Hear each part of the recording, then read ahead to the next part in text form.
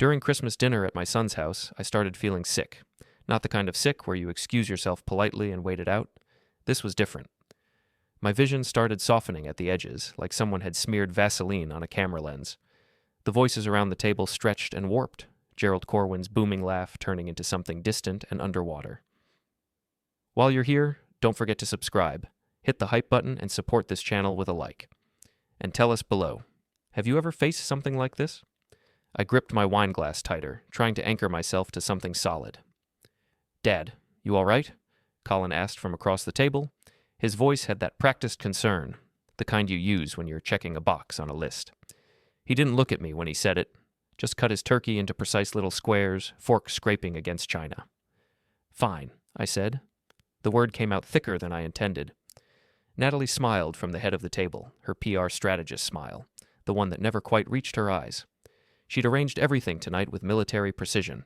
The napkins folded into swans, the centerpiece with real pine branches, and those expensive candles that smell like a department store.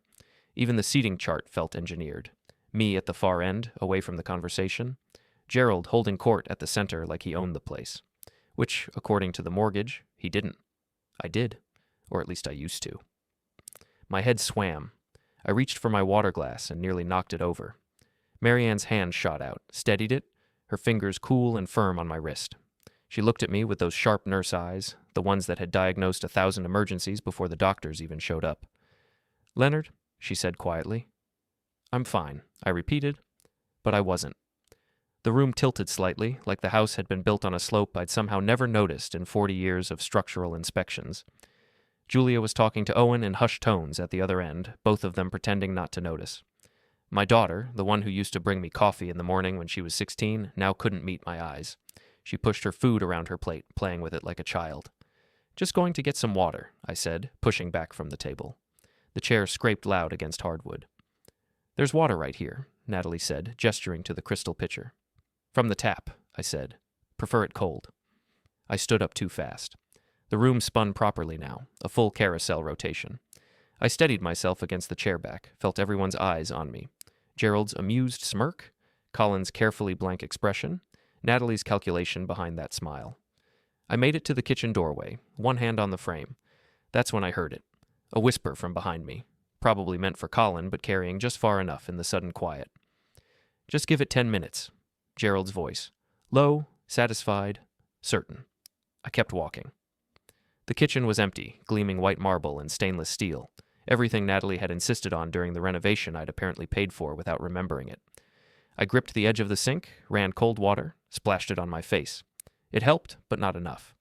Whatever this was, it was chemical, pharmaceutical. I'm 67 years old.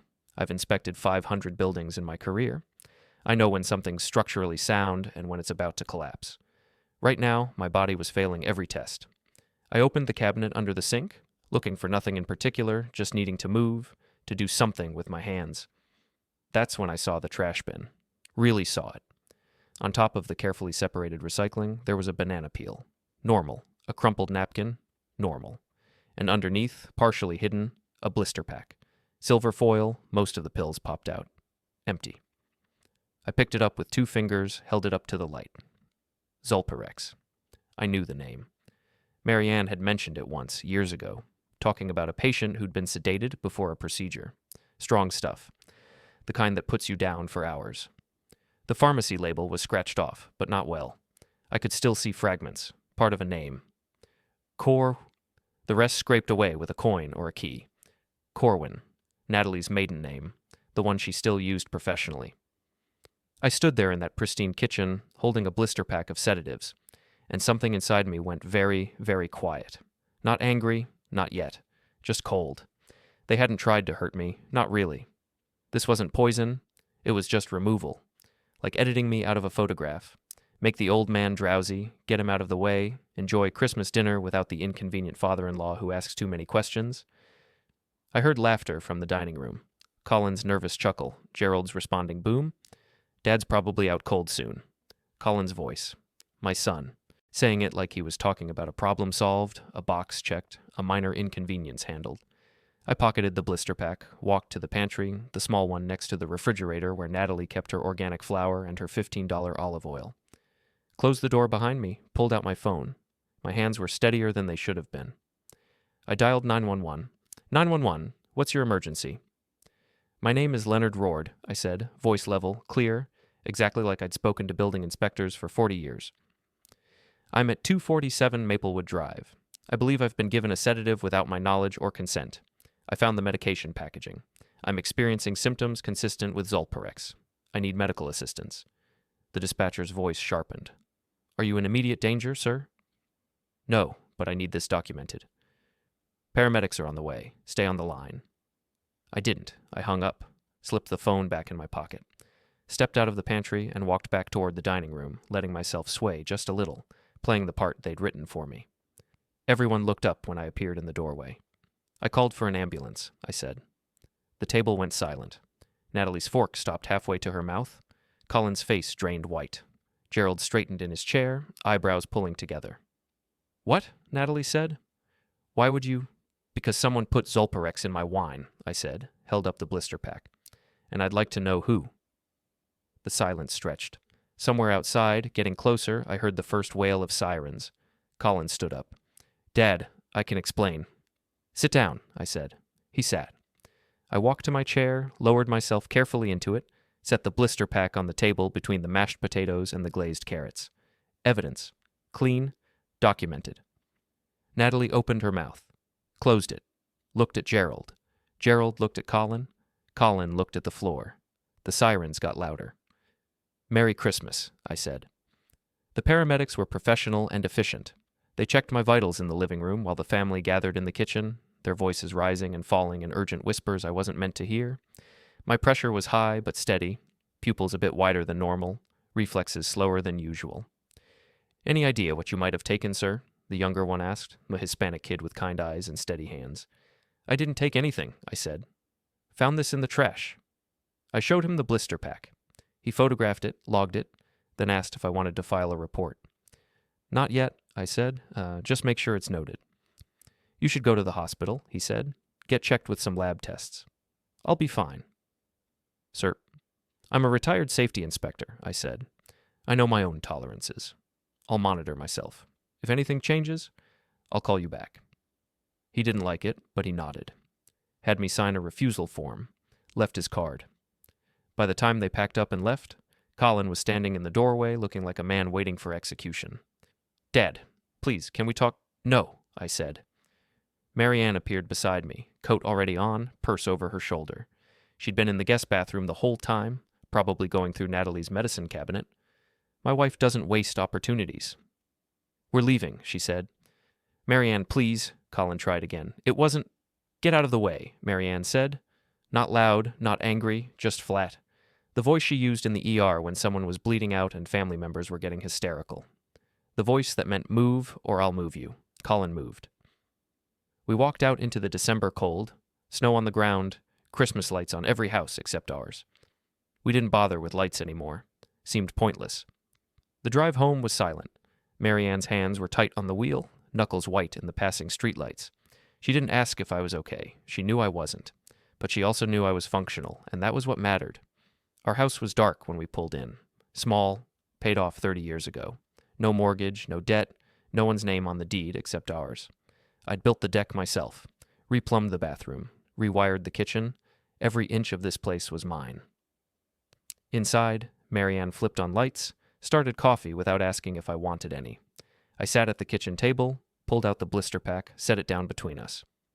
Zolpirex, Marianne said, not a question. Yeah. 15 milligram tablets. Looks like 3 missing. That's 45 milligrams. She picked it up, turned it over. Enough to put you down for 6 hours. Easy. Maybe 8 at your weight. They scratched off the label. Not well enough. She held it up to the light, squinted. Corwin. Natalie's name. Yeah. She set it down, looked at me with those clear gray eyes.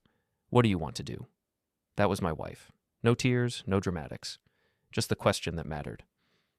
I pulled out my phone, opened my photos, scrolled back 3 months. Found what I was looking for. A picture I'd taken of a document, one of those things you photograph just in case and then forget about. Property deed. Original. From when we'd bought the house in 1987. I zoomed in on the signatures. Does that look like my signature to you? I asked, pointing to the bottom line. Marianne leaned in, studied it, frowned. Which one? Exactly. She straightened, understanding dawned cold and sharp across her face. Leonard, what did they do? I don't know yet, I said, but I'm going to find out. I stood up, walked to the hall closet, pulled down the old file box from the top shelf. 20 years of documents, tax returns, insurance papers, the original deed, the mortgage payoff letter, everything organized by year because that's who I am. That's who I've always been. I found the deed, the real one. The one I'd signed in 1987 with Marianne beside me and a notary public named Henderson who wore too much cologne. Then I found the updated one, from 6 months ago, filed during a routine property reassessment that I barely remembered, too busy dealing with Marianne's mother's estate, different signatures. Close, but not the same. The kind of difference a notary might miss if they were in a hurry. The kind of difference that might not matter unless you were looking. I was looking now. They forged my signature, I said. Marianne came to stand beside me, red over my shoulder.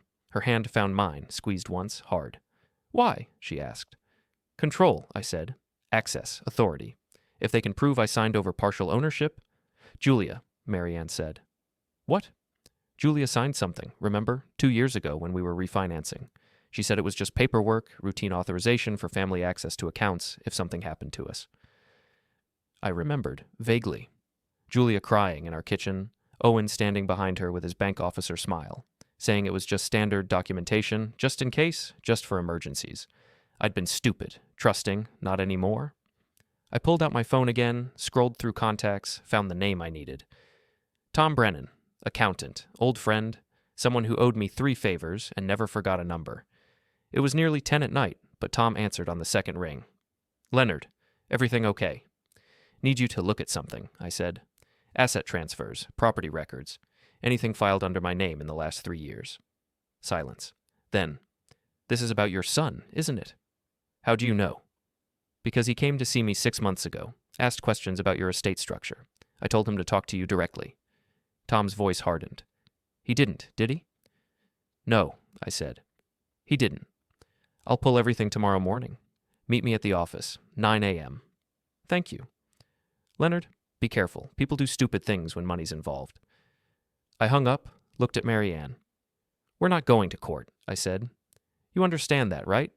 We go to court, it drags out for years. Lawyers, depositions, our names in the paper, Julia crying on the stand, Colin playing victim. Then what do we do? Marianne asked. I picked up the blister pack, turned it over in my hands. We go to truth, I said, and truth hurts more than any verdict. Marianne smiled, small, cold, the smile she used to give cocky residents who thought they knew better than she did. Good, she said. I was about to say something else when I heard it. A soft scrape against the back door, then a click. The sound of the old lock mechanism, the one I'd been meaning to replace, giving way. Someone was breaking into my house. I held up one hand to Marianne, silencing her, pointed to the kitchen light. She flipped it off. Darkness flooded the room. Footsteps in the mudroom. Careful, trying to be quiet. I reached into the drawer next to the stove, pulled out the old mag light, the heavy steel one that doubled as a weapon if you needed it to. Marianne grabbed the cast iron skillet from the drying rack. The footsteps got closer. A shadow appeared in the doorway. I flipped on the light. Colin stood there, frozen, hand still on the doorframe. He looked terrible. Red-eyed. Pale. Sweating despite the cold. Hi, son, I said. Colin's mouth opened. Closed, opened again.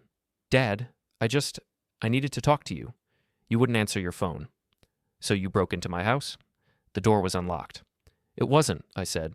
I heard you pick it. He slumped against the doorframe, ran both hands through his hair, a gesture I remembered from when he was 16 and trying to explain why he'd wrecked my truck. Same desperate energy, same fundamental weakness. Gerald said, he started. Don't, I cut him off. Don't tell me what Gerald said. Gerald's not your father. I am. I know, You gave me something without my knowledge. It wasn't supposed to be. You gave me something, I repeated, slower, firmer. You slipped a substance into my wine so you could have Christmas dinner without me. So Gerald could sit at the head of the table in my house and pretend he was the one in charge. Colin's face crumpled. It was just supposed to make you tired, that's all, just tired enough to go lie down. We didn't want to hurt you. But you did hurt me, I said, stepped closer. the maglite still in my hand, hanging loose at my side. Not a threat, just a presence. You erased me from my own family. You made me disappear because I was inconvenient. Dad, please, get out. I came to apologize. No, you didn't, Marianne said from behind me. You came because Gerald told you to, because you're afraid of what Leonard might do, because you're weak. Colin flinched like she'd hit him. Get out of my house, I said. And if you come back without an invitation, I'm calling the police. You can't. I have a blister pack with Natalie's name on it. I have a 911 call on record.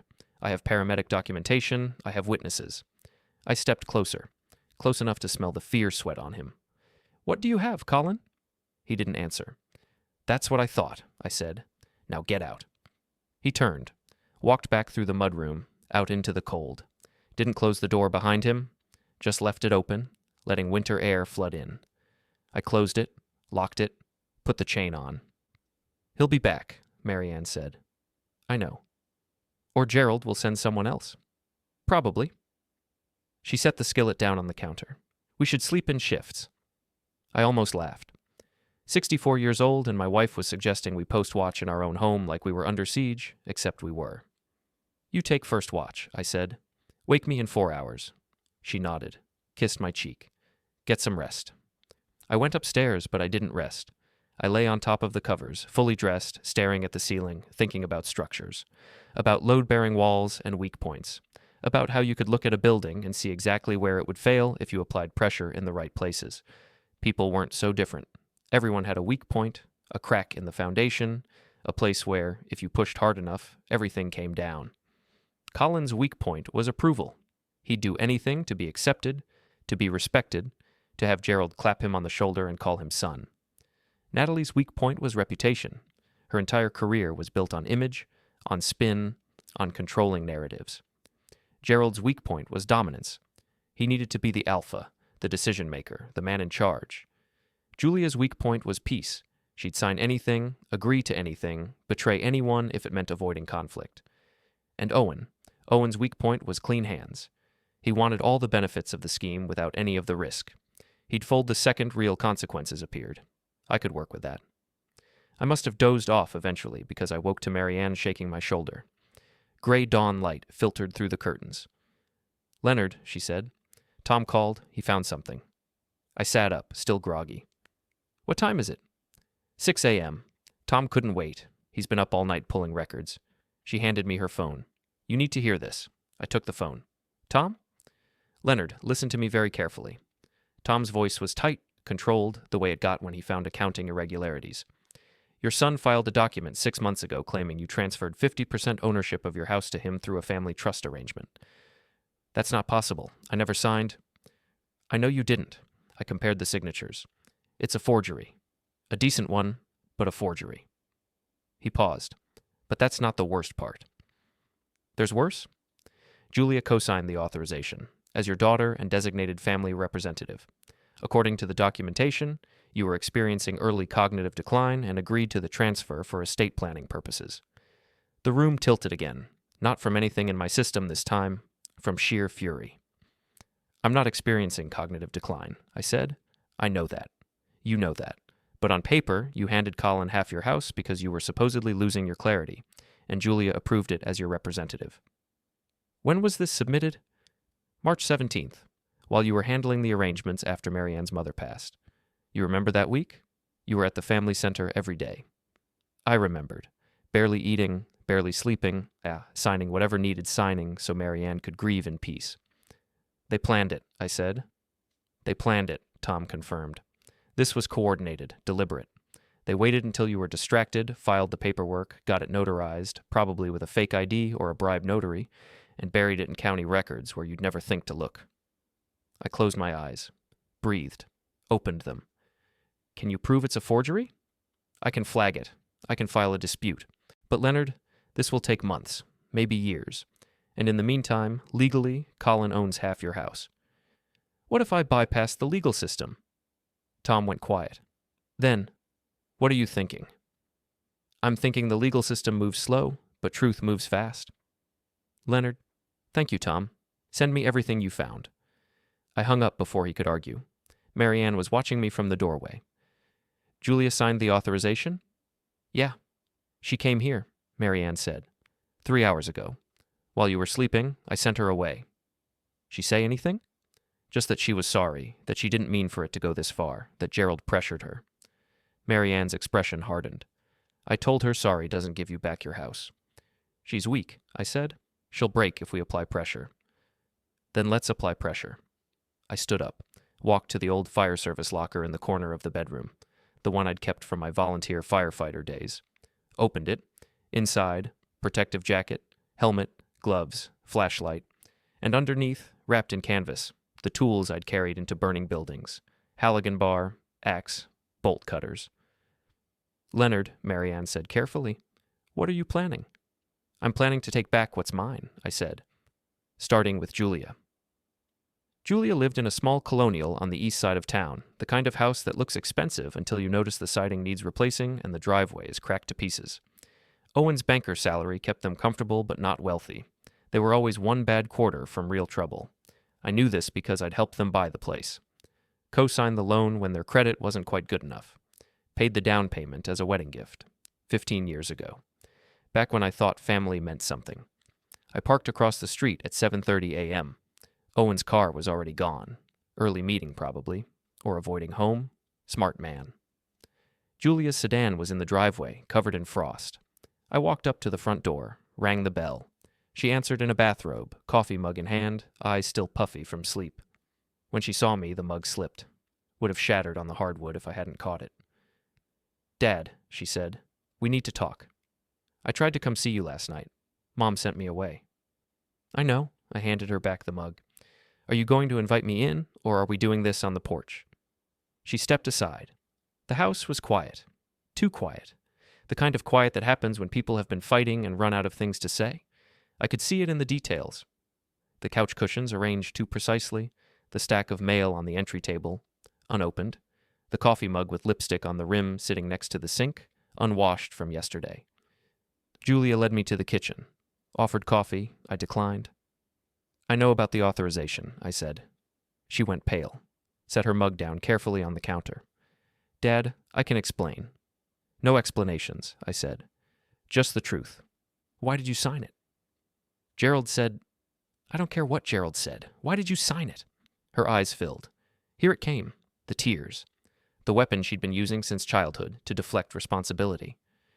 Because I thought it was the right thing, she said. Owen said it was just paperwork, that it protected you, that if anything happened to you or Mom, Colin would be able to handle things quickly without probate tying everything up. And you believed that? Yes. Even though I never discussed it with you. Gerald said you'd agreed to it, that you'd discussed it with him at Thanksgiving. I didn't. I know that now. I leaned against the counter, crossed my arms.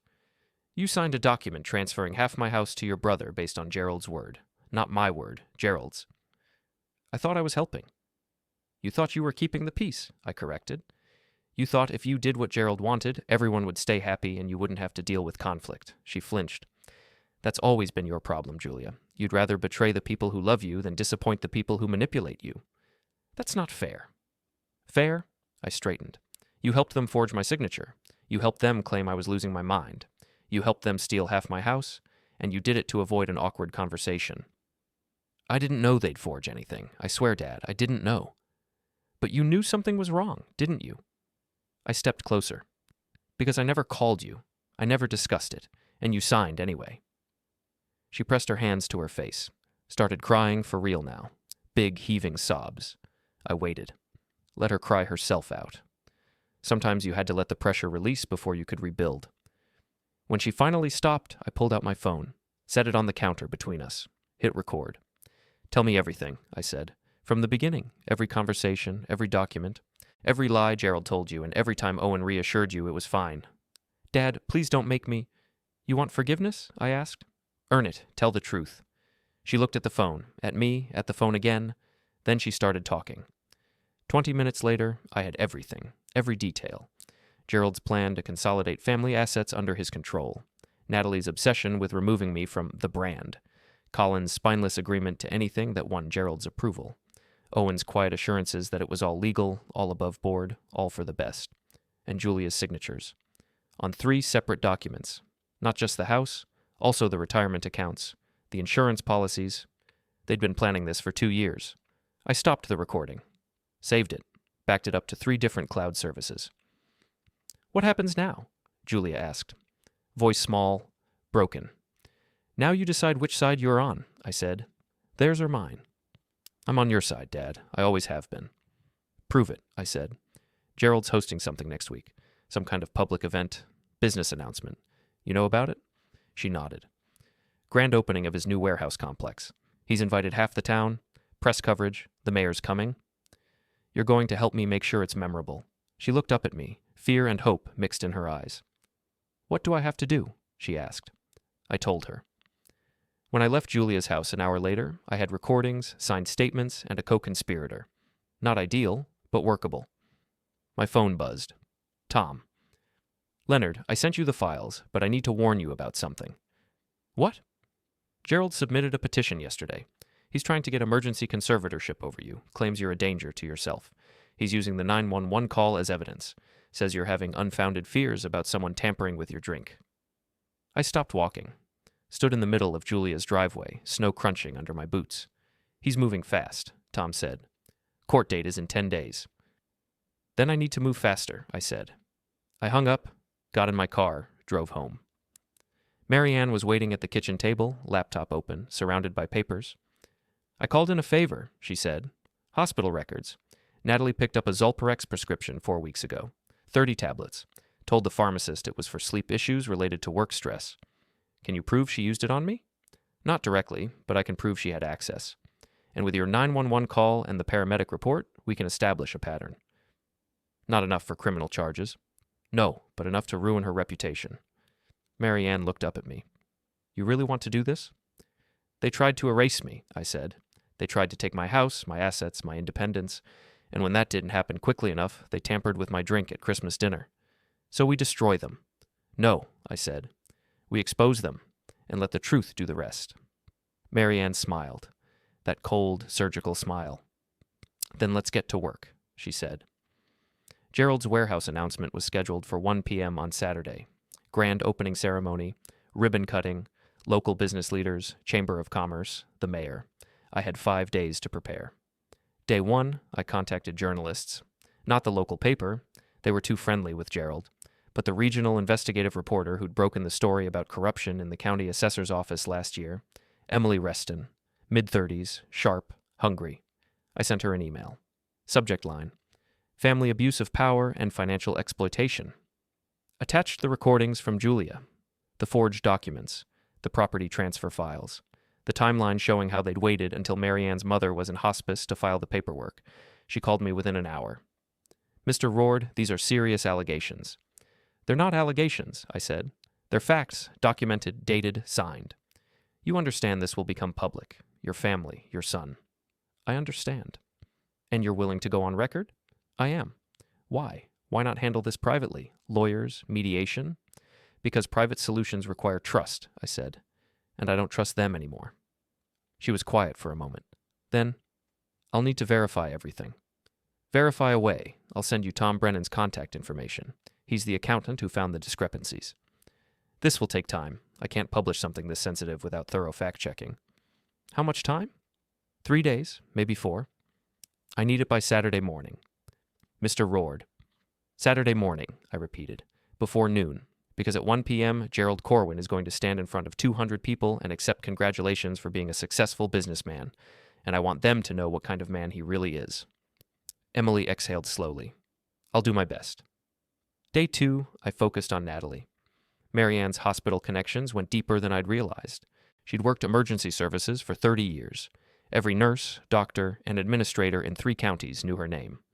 1 phone call to the hospital ethics board, confidential report, patient safety concern regarding misuse of prescription sedatives. They couldn't discuss the details with me, privacy laws. But Marianne assured me the report would get flagged, investigated, and once an investigation opened, Natalie's professional reputation would start cracking. Day 3, Owen. This one was easier than I expected. Tom had already identified irregularities in Owen's handling of family financial accounts. Nothing criminal, just sloppy, conflicts of interest, failure to disclose relationships when processing documents. 1 email to the bank's compliance department, Anonymous, professional, detailed. Owen would be suspended pending review. Minimum 2 weeks, possibly longer. Julia called me that evening, voice shaking. Dad, Owen just got a call from his supervisor. They're putting him on leave. He knows I talked to you. He's furious. Good, I said. Let him be furious. He's saying we'll lose the house if he's suspended too long. You won't. How do you know? Because I still co-signed your mortgage, I said. And I'm not letting you lose your home. But Owen needs to understand there are consequences for what he did. She was crying again. I'm scared, Dad. I know. But you're on the right side now. Remember that. Day 4, I went to see Colin. He was at work, logistics manager at a distribution center off Route 9. I waited in the parking lot until his lunch break, then intercepted him before he could get to his car. We need to talk, I said. He looked awful, unshaven, eyes red and exhausted. He'd lost weight in less than a week. I don't have anything to say to you, he said. That's fine. I'll talk. You listen. I leaned against his car, blocking the driver's door. Gerald's event on Saturday. I know you're planning to be there. Front row, supportive son-in-law, big smile for the cameras. Colin said nothing. Here's what's going to happen instead, I continued. You're going to stay home, you're going to call Gerald and tell him you're sick, and you're going to spend the day thinking very carefully about whether you want to fix this or let it burn. You can't tell me what to do. You're right, I said. I can't. But I can tell you what I'm going to do. I'm going to stand up at that event and ask Gerald, in front of everyone, why he tried to have me declared incapable, why he falsified documents, why his daughter slipped something into my drink. Colin's face went from pale to green. You wouldn't.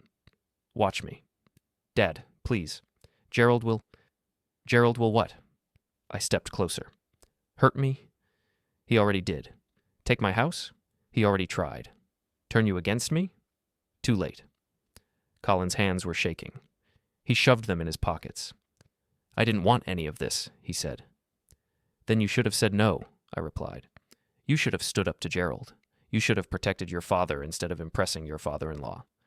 He treats me like a son. I am your father, I said, each word a hammer strike. And you betrayed me for someone who treats you like a useful tool. Colin looked away, jaw working, fighting tears. Saturday, I said. Stay home, or stand with him and accept what comes. I walked away, didn't look back. Day 5, I prepared the final piece. The warehouse complex Gerald was opening was built on a lot he'd purchased 2 years ago. Commercial zoning, big investment, his flagship property. I knew the area. I'd inspected 3 buildings within 2 blocks during my working years. I also knew the construction company he'd hired, bargain contractors, the kind who cut corners to save money. I spent Friday afternoon at the county building department. Public records, inspection reports, permit applications, found what I was looking for by 4 p.m. The main structure had failed 2 inspections, electrical and structural. Both times, Gerald had paid for re-inspection without actually fixing the problems. Just waited for a different inspector, one who was less thorough. The building was technically approved, technically legal, also technically unsafe. I photographed every page, every stamp, every signature. Saturday morning, Emily's article went live at 10 a.m. The headline read, Local businessman accused of elder exploitation and document fraud. Emily hadn't pulled punches. She'd verified everything. Interviewed Tom, reviewed the documents, confirmed the timeline. She'd even gotten a quote from the county clerk's office confirming the signature discrepancies. The article went regional by 11 a.m., picked up by 3 other papers, shared 400 times on social media before noon. My phone started ringing at 10:07, Colin, then Natalie, then Gerald himself. I didn't answer any of them. Marianne and I got dressed like we were going to church. Formal. Respectful. Serious. We arrived at the warehouse complex at 12:45. The parking lot was half empty. Should have been packed. Instead, maybe 60 cars. Lots of empty spaces. People were clustered near the entrance, talking in low voices, checking their phones. When I walked up, several turned to stare. Recognized me from the article photo. Gerald was inside the main building, surrounded by his remaining supporters. Maybe 20 people. The mayor was noticeably absent. He saw me. Went rigid. Natalie was beside him, phone pressed to her ear, voice tight. When she spotted me, she ended the call mid-sentence. Colin wasn't there. Good. I walked straight up to Gerald, Marianne at my side. Leonard, Gerald said. Voice controlled but strained. I think it's best if you leave. This is a public event, I said. I'm part of the public. You've caused enough damage. I documented the truth, I corrected. You caused the damage. People were watching now. Phones out, recording. Natalie stepped forward. You need to go. Now. Or what? Marianne asked. Calm, pleasant. You'll pull another stunt involving his drink? Natalie's face went white. I pulled out the blister pack. The same one. I'd been carrying it all week. Held it up so everyone could see. This is Zolpirex, I said, loud enough for the crowd to hear. A sedative, prescribed to Natalie Corwin 4 weeks ago. 3 tablets were slipped into my wine on Christmas Eve. 30 minutes later, I called 911. Paramedics documented the symptoms. Hospital confirmed the prescription. That's a lie, Natalie said, but her voice cracked. I have the pharmacy records, Marianne added, and the paramedic report, and the 911 recording. Gerald grabbed my arm. This is slander. I looked down at his hand on my sleeve, looked up at his face. Take your hand off me, I said. He didn't move. Take your hand off me, I repeated, or I'll add assault to the list of things people read about you. He let go. A woman from the crowd spoke up. Reporter, not Emily, someone else. Mr. Rourde, is it true your son forged your signature on property documents? Yes, I said, and that Mr. Corwin was involved in the planning. According to testimony from my daughter, yes. Gerald's face turned purple. You're destroying your own family. No, I said. You did that. I'm just making sure everyone knows it. More phones, more recording. This was going to be everywhere by tonight. Natalie tried one last time. If you had any decency... Decency? Marianne laughed. An actual laugh. Cold and sharp. You tampered with my husband's drink. You tried to take our home. You manipulated our children. And now you want to talk about decency? The crowd was growing. People from nearby businesses, passers-by. This was the show now. Not the ribbon cutting. Not Gerald's speech. This. Gerald turned to his remaining supporters. Everyone, please. This is a family matter. It's being handled privately. Is it true the building failed inspection twice? Someone called out. Gerald froze. I smiled. Pulled out my phone. Opened the photo gallery. Showed the first image. Inspection report. Big red failed stamp across the top. This building, I said, gesturing to the warehouse behind us. Failed electrical inspection on March 3rd, and structural inspection on April 17th. But somehow, it's opening today. Gerald lunged for my phone. I stepped back. Marianne moved between us. You want to assault an old man in front of 50 witnesses? She asked Gerald. Go ahead. Make this better. He stopped, breathing hard, fury and panic warring on his face. The inspections were cleared, he said. Everything's legal. Legal, yes, I said. Safe? That's another question. I turned to the crowd, held up my phone higher. I was a structural safety inspector for 40 years. I know what a corner-cut building looks like, and this is one of them. Someone in the crowd muttered, We should leave. Someone else agreed. People started moving toward the parking lot. Wait, Gerald said. Please, everyone, wait. This man he's not well. He's experiencing cognitive issues. His family has been trying to help him. I laughed. Couldn't help it, the absurdity of it. Cognitive issues, I repeated. Is that what you're calling it? Because I remember Christmas dinner pretty clearly. I remember the wine Colin poured. I remember the blister pack in the trash. I remember your voice saying, Just give it 10 minutes. Gerald's mouth opened. Nothing came out. You wanted me gone, I said. Removed. Erased. Because I asked too many questions. Because I wouldn't just hand over my house and my money and my dignity so you could play patriarch. That's not... You tried to have me declared incompetent. You forged documents. You coached my son to betray me, and when I had the audacity to call 911, you tried to spin it as paranoia. I stepped closer, close enough to see the sweat on his forehead. But here I am, I said softly. Clear-headed, functional, holding proof of every single thing you did. Gerald looked around, at the shrinking crowd, at Natalie, who was staring at her phone like it might explode, at the reporter taking notes. This isn't over, he said. You're right, I said, because next week I'm submitting formal complaints to the DA's office. Fraud, forgery, exploitation of a vulnerable adult, and I'm using every resource I have to make sure this stays with you for the rest of your life. His hands curled into fists. You're going to regret this, he said. No, I said. I'm really not. I turned and walked away. Marianne beside me. We got in the car, drove off. Behind us, Gerald's grand opening collapsed into chaos. The fallout happened fast. By Sunday morning, Gerald's photo was on the front page of 3 newspapers. Businessman under investigation for elder abuse. By Monday, 2 of his commercial tenants had started eviction proceedings, citing the negative publicity. By Tuesday, the bank called in his outstanding loans for review. Natalie's PR firm dropped her as a partner. Too much liability, too much scandal. Her clients followed. Colin called me Wednesday evening. I almost didn't answer. Dad, please, we need to talk. Go ahead. Not over the phone, in person. Why? Because Gerald's threatening to take everything. The house, our savings. He says we're liable for damages because you helped him, I finished. Silence. Where's Natalie? I asked. Lawyer's office. She's trying to separate herself from everything, claiming she didn't know what Gerald was planning. And you? His voice broke. I don't know what to do. I could have hung up, could have let him drown. Part of me wanted to, but he was still my son. Meet me tomorrow, I said. Noon, the diner on Route 7. Thank you, Dad, thank you. I hung up. Marianne looked at me from across the kitchen table. You're going soft. No, I said. I'm being strategic. Colin's broken. Gerald's scrambling. If I can get Colin to testify against Gerald, the DA has a criminal case.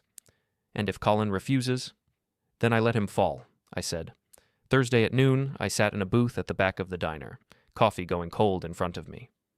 Colin arrived 15 minutes late, looked worse than ever, unshaven, rumpled suit, eyes hollow. He slid into the booth across from me. Didn't order anything. Gerald's filing bankruptcy, he said. The loans are being called. The tenants are suing. He's going to lose everything. Good, I said. It's not good, Dad. He's taking us with him. He's saying we were co-conspirators, that we knew about the forged documents, that we helped plan the whole thing. Did you? No, I swear, I didn't know he forged your signature. I thought you'd actually agreed to transfer the house. But you knew something was wrong, I said. Didn't you? He looked down at the table. Yeah. Then you're just as guilty. What do you want me to do? Go to prison? I want you to tell the truth, I said. To the DA, to the investigators, everything Gerald told you, everything Natalie planned, every conversation you were part of. He'll destroy me. He already did, I said. The only question is whether you destroy yourself trying to protect him, or whether you save what's left. Colin rubbed his face. If I testify, Natalie will leave me. Probably. I'll lose the house. Maybe. I'll lose everything. I leaned forward. You already lost everything that mattered. Your integrity, your family's trust, your father's respect. Now you're just negotiating how much wreckage you leave behind. He looked up at me, red-eyed, lost. I'm sorry, he whispered. Sorry doesn't fix this, I said. Action does. What happens if I testify? Gerald goes to trial, probably gets convicted, loses everything, maybe serves time, maybe just probation and restitution, depends on the judge. And me? You'll probably avoid criminal charges if you cooperate, but your reputation's gone. Your marriage is probably gone, and you'll have to rebuild your life from scratch. Colin closed his eyes. I don't know if I can do that. Then don't, I said. Go down with Gerald. Protect the man who used you. Spend the next decade in legal battles. Live in the wreckage. Your choice. I stood up, dropped a 20 on the table. DA's office is on Maple Street, I said. They're open until 5. You've got 4 hours to decide who you want to be. I walked out, left him sitting there. Marianne picked me up in the parking lot. How'd it go? He'll testify, I said. You sound certain. I know my son, I said. He's unsure of himself, but he's not someone who would purposely harm himself. He'll choose the option that brings him the least trouble, and right now that means turning against Gerald. We drove home in silence. That evening, Julia called. Dad, Colin just left the DA's office.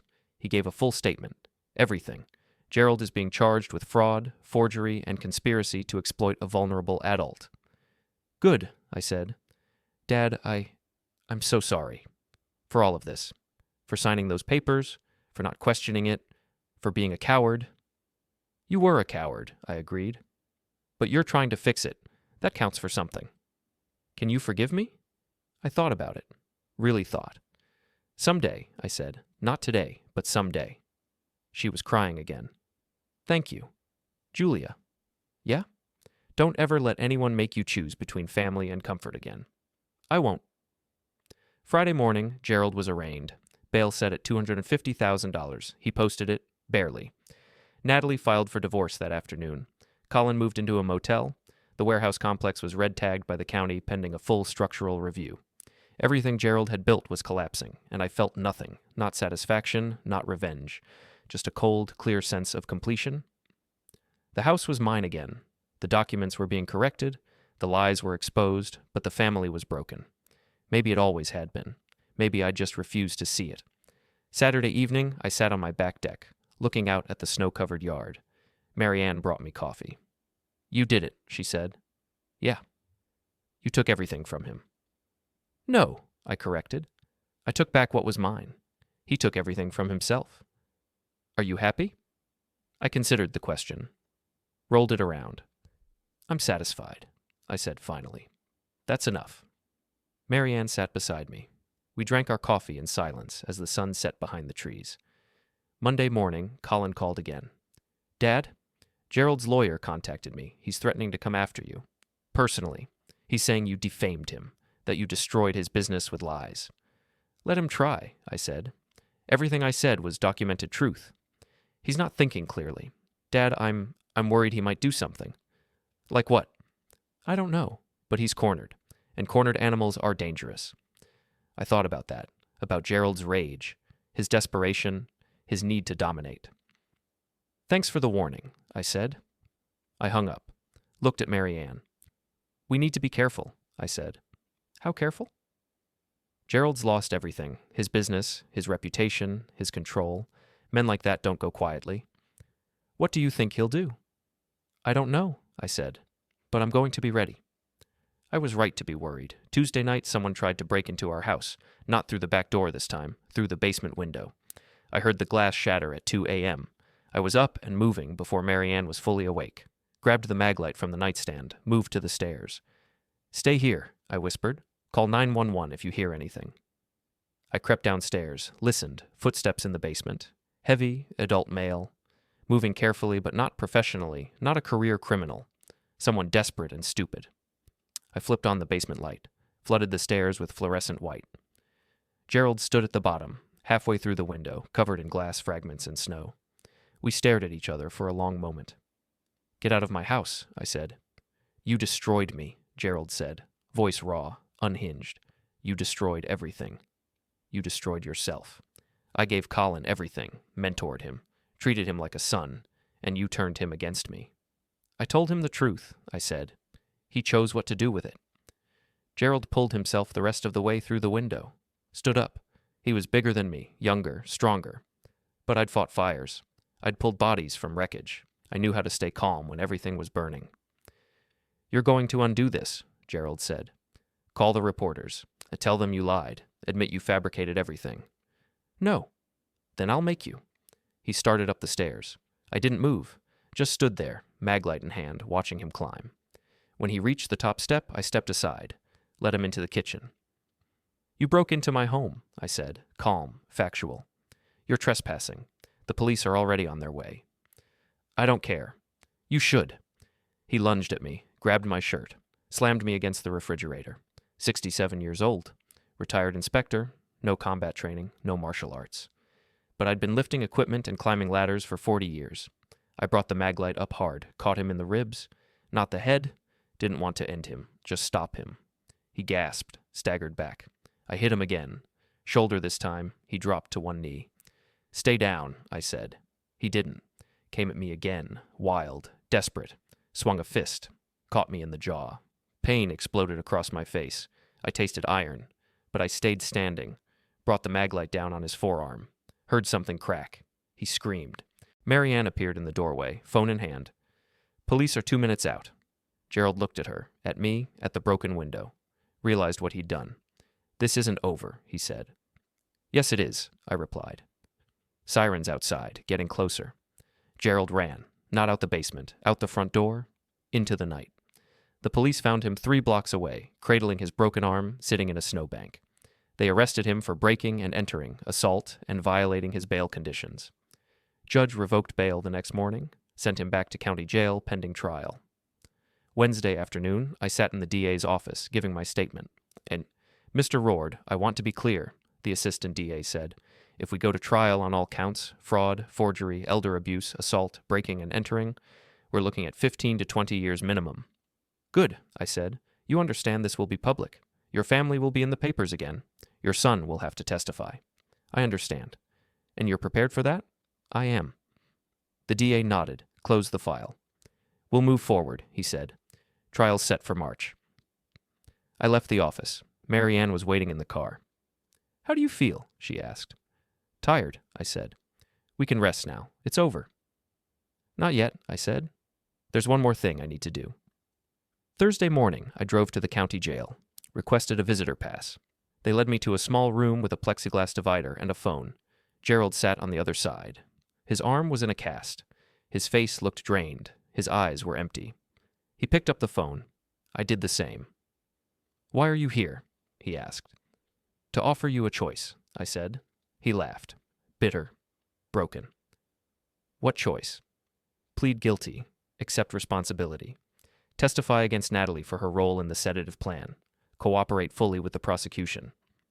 And if I do? I'll ask the DA to reduce the charges. Recommend leniency. You'll still do time, but maybe 5 years instead of 20. Why would you do that?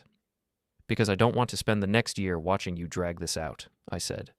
I don't want Colin on the stand. I don't want Julia crying to reporters. I want this done. Gerald stared at me.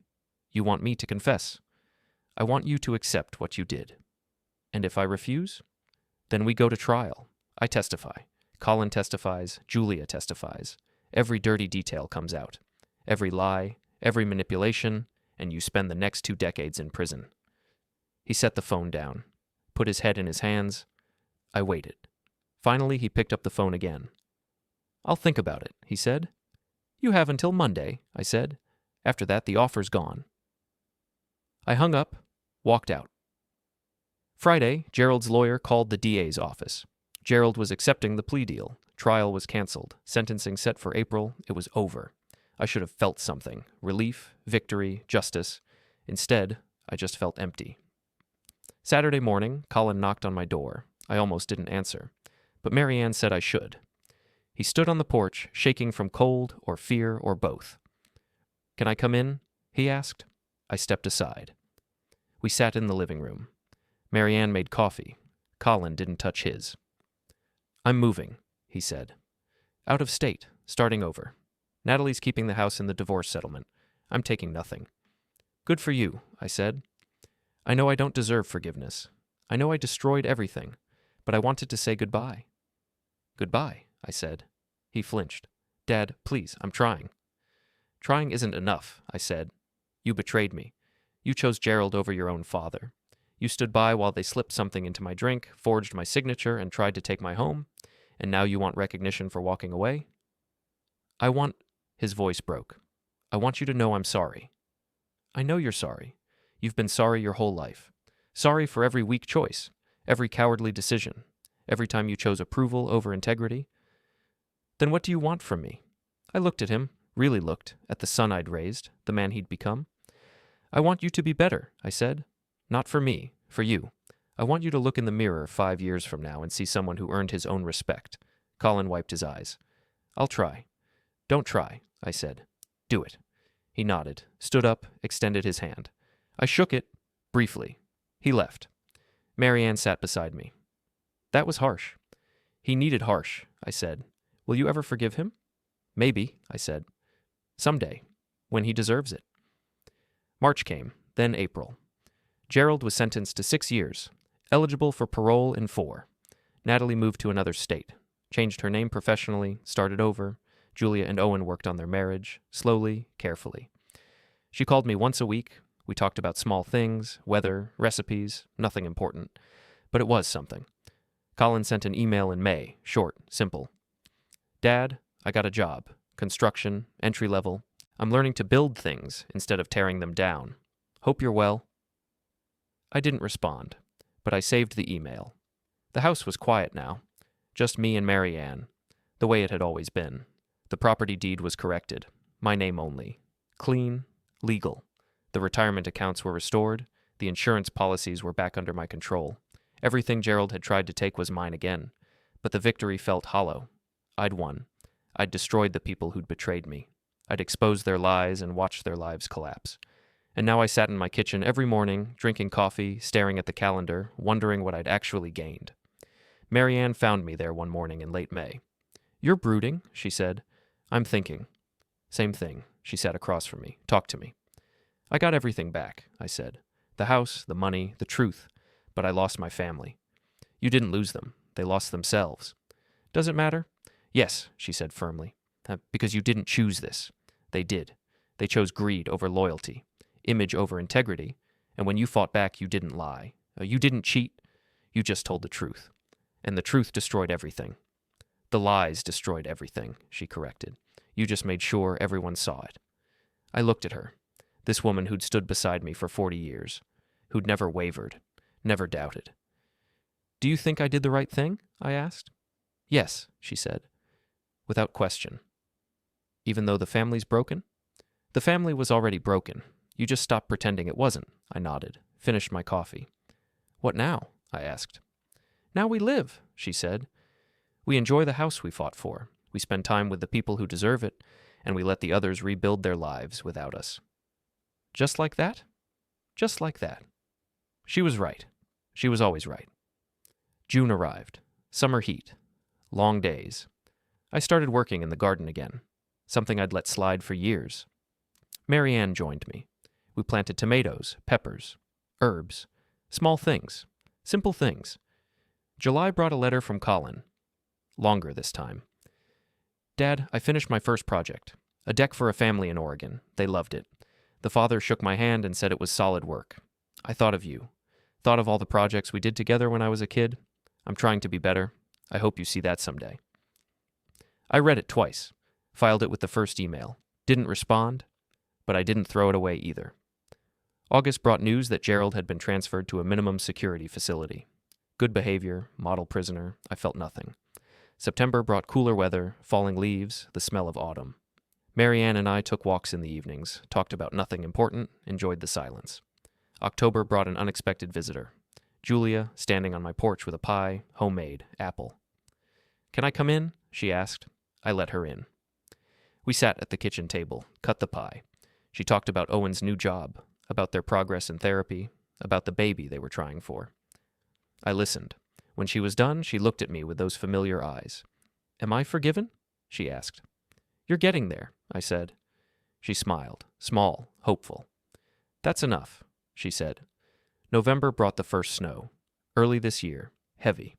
I stood on the back deck, watching it fall, thinking about last Christmas, about the dinner, the altered wine, the blister pack I'd found in the trash. A year ago, I'd been a man on the edge of being erased. Now I stood in my own house, on my own land, master of everything I'd built.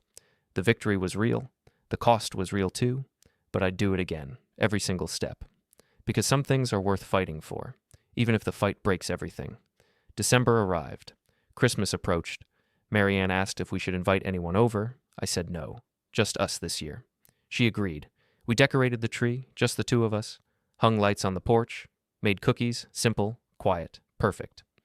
Christmas Eve came, we sat by the fire, exchanged small gifts, drank wine from glasses we'd owned for 30 years. "Happy?" Marianne asked. I thought about it, really thought. "Yeah," I said. "I am." And I meant it. January brought a phone call I wasn't expecting. Gerald's lawyer, formal, professional. "Mr. Rourde, my client would like to speak with you, in person, at the facility." "Why?" He didn't say, only that it was important. I almost refused, almost hung up. But curiosity won. February 7th. I drove 2 hours to the correctional facility. Signed in, waited in the visiting room. Gerald looked different, thinner, grayer, broken in ways that had nothing to do with his body. He picked up the phone. I did the same. "Thank you for coming," he said. I waited. "I've had time to think," he continued, "about what I did, about why, about the man I became. And I was wrong. About everything. I let pride and control turn me into someone I don't recognize." "Okay," I said. "I'm not asking for forgiveness. I know I don't deserve it. I just wanted you to know that I understand now. What I took from you. What I tried to take." You didn't try, I said. You did take it. You just didn't get to keep it. He nodded. You're right, and I'm sorry. Sorry doesn't fix what you broke. I know. We sat in silence. Two old men on opposite sides of plexiglass. One free, one caged. How's Colin? He asked finally. I don't know. We don't talk much. Because of me. Because of him, I corrected. He made his choices. He lives with them. I pushed him. I manipulated him. I made him think he had to choose. He did have to choose, I said. And he chose you. That's on him. Gerald closed his eyes. I destroyed your family. No, I said. You exposed what was already broken. There's a difference. He opened his eyes, looked at me with something like understanding. You're a hard man, Leonard. I'm a realistic man, I said. I don't traffic in illusions. Is that why you came here? To tell me that? I came because you asked, and because I wanted to see if you'd actually changed, or if this was another manipulation. And? I think you've changed, I said.